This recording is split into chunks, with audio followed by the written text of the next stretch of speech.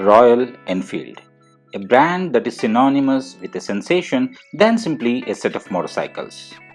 Royal Enfield motorcycles have been the heartthrobs for many Indians, and it is clearly depicted by the sales figures that RE motorcycles have been piling up.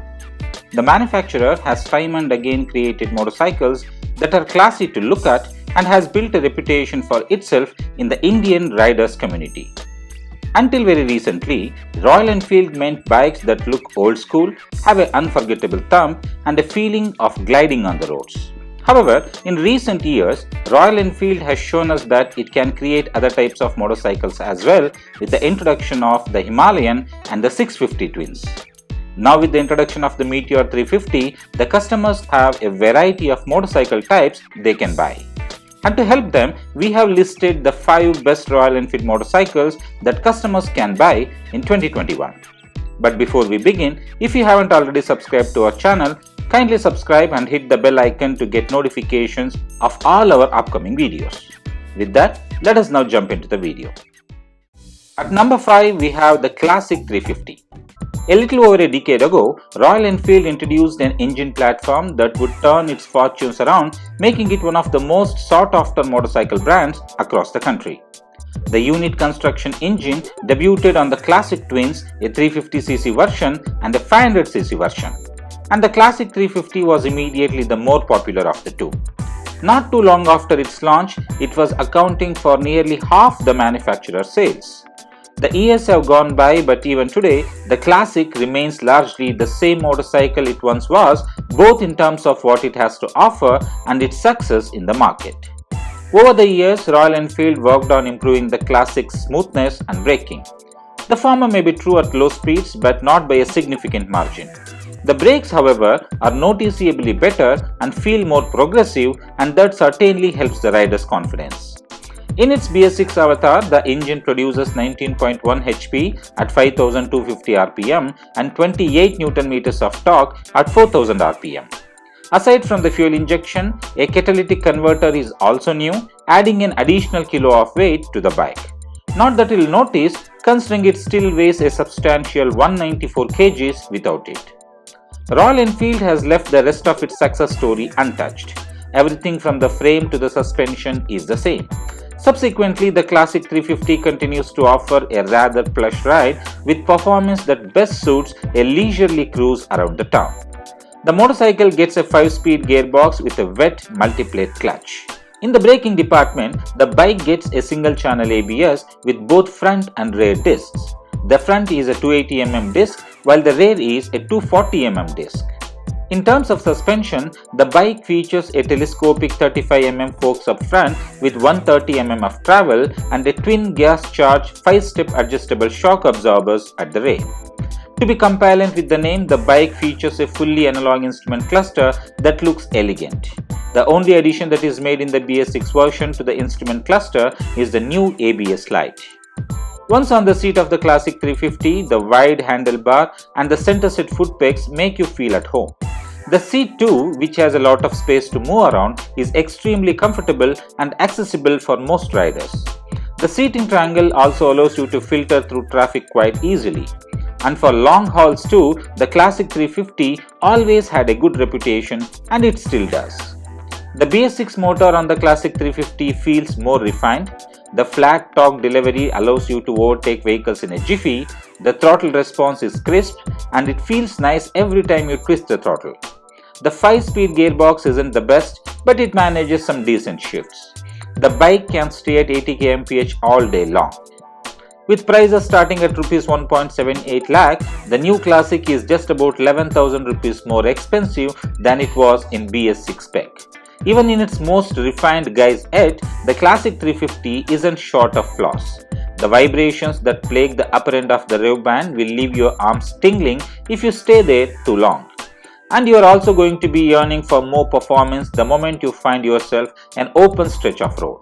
However, despite its shortcomings, there isn't a bike in our market that weighs its flaws and yet charms quite like the Classic does. It is Royal Enfield's talisman, and unfortunately, this update is likely the very last it will receive. It's no secret that Royal Enfield is working on an all-new platform, one that's more modern and likely has much more to offer than the current range of 350cc Royal Enfields. The next generation Classic will also be based on this new platform, but its launch is still some time away, so the BS6 Classic 350 is still very relevant to the brand. The Classic moniker is almost certain to live on, and the next generation bike has a lot to ride on its shoulders. At number 4, we have the Meteor 350. The latest offering from the Royal Enfield is the Meteor 350. From the looks, it looks quite similar to the now defunct Thunderbird X, even though everything has actually changed. Maybe Royal Enfield wanted to keep the design familiar and identifiable, and that's exactly what this bike is. However, when you really examine it, you will see that the Meteor no longer has that curved silhouette at the fuel tank. In its place is a wide and impactful looking fuel tank whose shape reminds you of the ones you would see on the bikes like the Harley-Davidson Fatboy. It looks and feels large between the knees, but this one holds 15 litres against the 20-litre unit in the Thunderbird X. Royal Enfield has paid considerable attention to the finer details. The new rotary switchgear looks quite cool and feels nice and clicky to use. Over at the rear, the single round brake lamp gets a neat LED light surround, while the bulb illuminated indicators run old school circular optic lines. As for the headlamp, it features a halogen bulb. The Meteor also gets a small LED ring around the headlamp, but this is rather dull and can barely be seen in direct sunlight. There is a good helping of chrome all around, but the engine cases are black. Overall, the Meteor has a simple yet pleasingly premium feel to it, and this is amplified by its smart-looking new instrument console. With the analog speedo on the outer circumference and a digital display below, the unit tells you important things like how much fuel is left, what time it is, what gear you are in, and it has 2 trip meters. That's what you see on the large dial on the left, but the small dial on the right is a color display of Royal Enfield's new Tripper navigation system.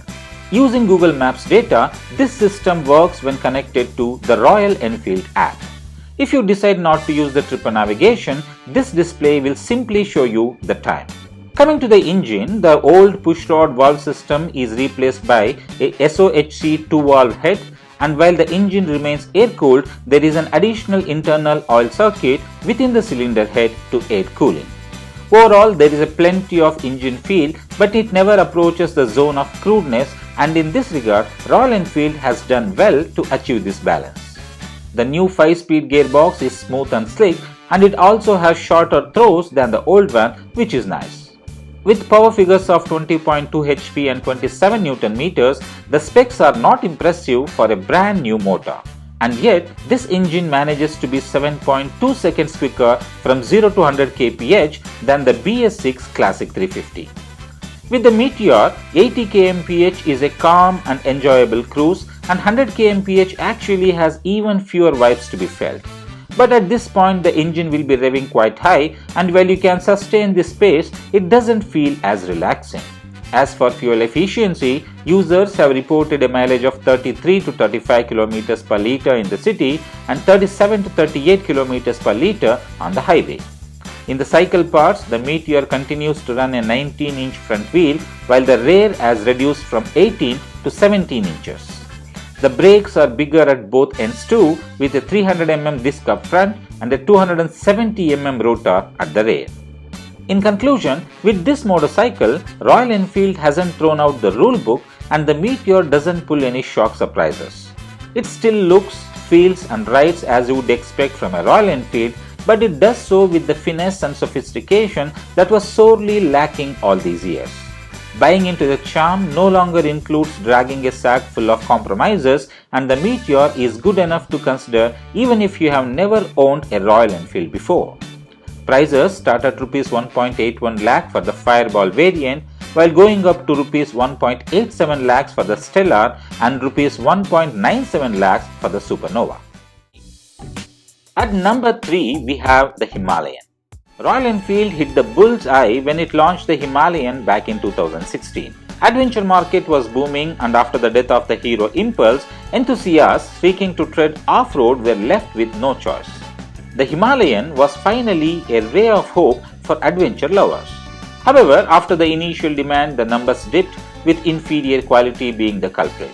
Royal Enfield turned things up a notch thereafter, and with the BS4 model, most of the issues were ironed out. But with no option to switch off the ABS, enthusiasts were left high and dry. Competition was catching up, with BMW Motorrad introducing the G310 GS, Hero MotoCorp bringing in the X-Pulse 200, and of course the KTM 390 Adventure that was being tested. This is exactly when Royal Enfield launched the Himalayan with modifications to the BS4 model such as switchable ABS and an updated console. Even in its BS6 avatar, the Royal Enfield Himalayan continues to be super comfortable thanks to its 800mm seat height, wide handlebars and neutral set foot pegs. The Himalayan continues to use the same long stroke 411cc single cylinder SOHC equipped motor that now makes 24.3 bhp at 6500 rpm and 32 Nm at 4500 rpm. With most of the grunt available at low rpm, city commutes with the Himalayan continue to be a joyful affair. However, get onto the highway and the Himalayan will surprise you. The bike gets to the 100 kmph territory without breaking a sweat in third gear thanks to its long gear ratios. However, post 120 kmph, it is a bit of a stretch to get the engine to 125 kmph. Surprisingly, the vibrations are well contained throughout, with some jitters creeping in through the bars, peg and seat, especially when you near the red line.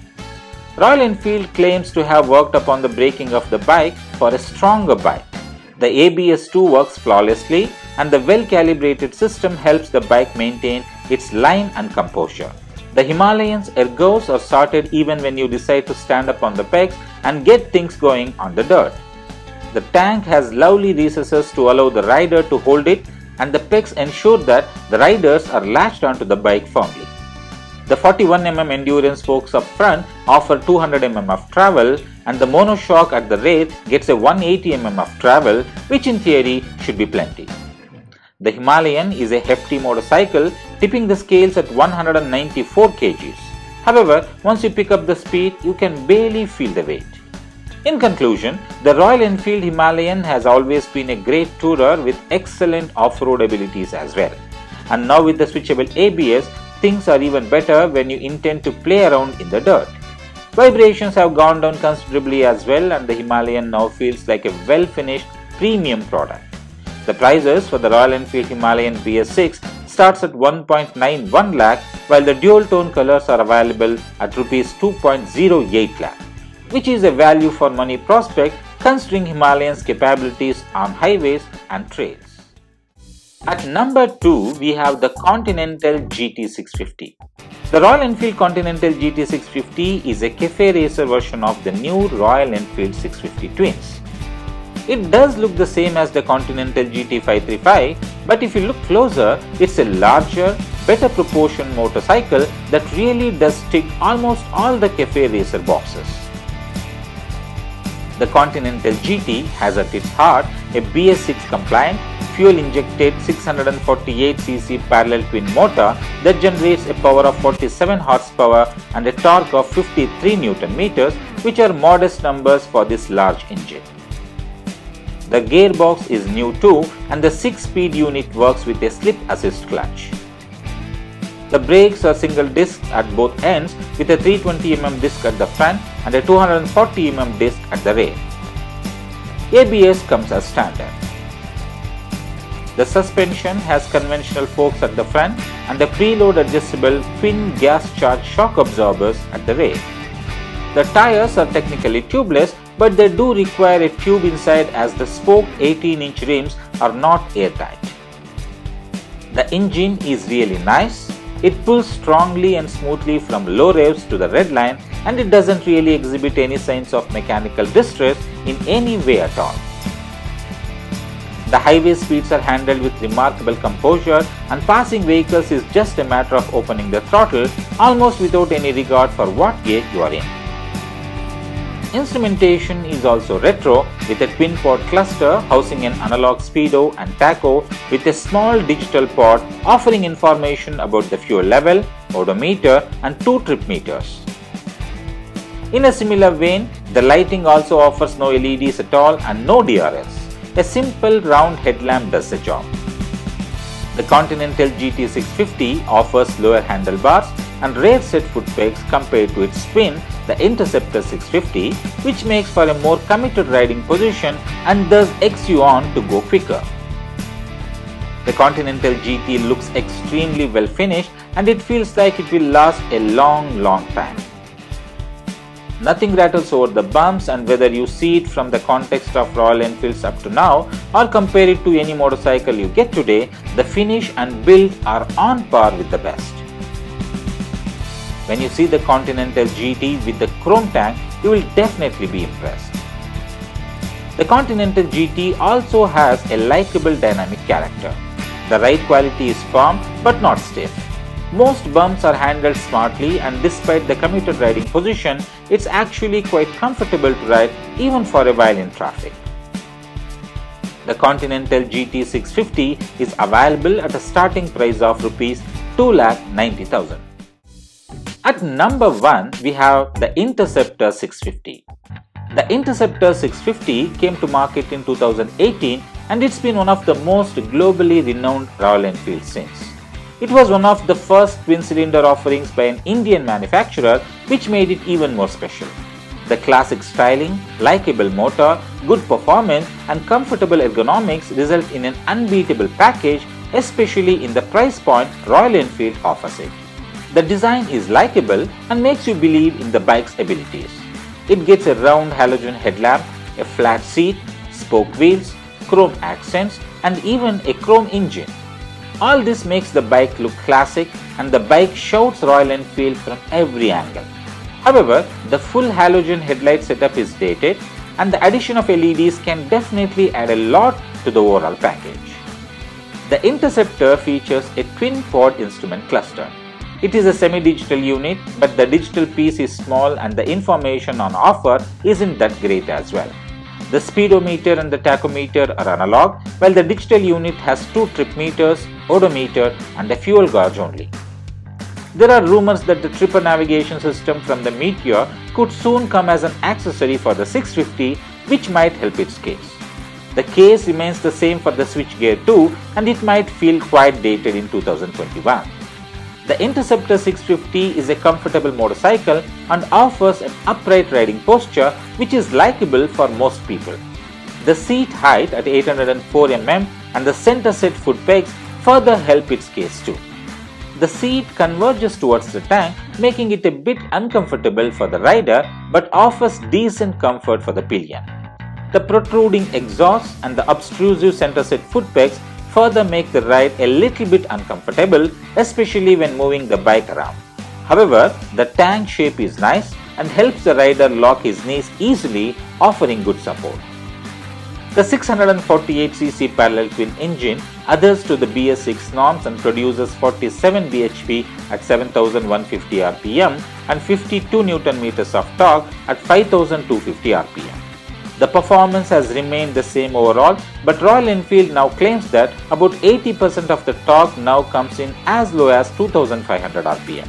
As a result, the Interceptor feels more lively and mid-range punch is stronger than ever. The motor has also retained its high refinement levels thanks to the counterbalancer, and the motor doesn't feel stressed even at triple-digit speeds.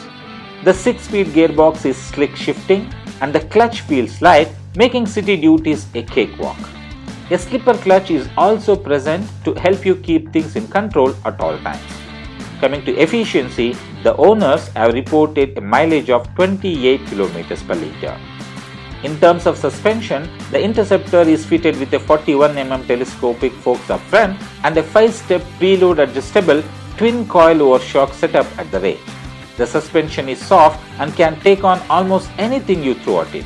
However, the suspension travel at the rear is just 88 mm, which means it bottoms out when you hit hard bumps. No need to worry though, as there is plenty of ground clearance at 174 mm. Apart from this, the front end of the Interceptor is confidence inspiring and the bike flicks into corners without any hesitation. The braking setup is impressive too, and there is plenty of stopping power at hand. Dual channel ABS comes as standard as a safety net just in case things get tricky. While the long wheelbase offers good straight line stability, the handlebar feels jittery at anything over 140 kmph. Also, at 202 kgs, the Interceptor 650 is by no means a light motorcycle. At a starting price of Rs 2,59,000, the Royal Enfield Interceptor 650 has become dearer but not by an acceptable margin.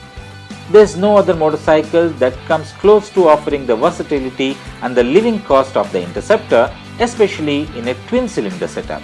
Therefore, the Interceptor remains the top recommendation from our side in the long lineup of the Royal Enfield motorcycles.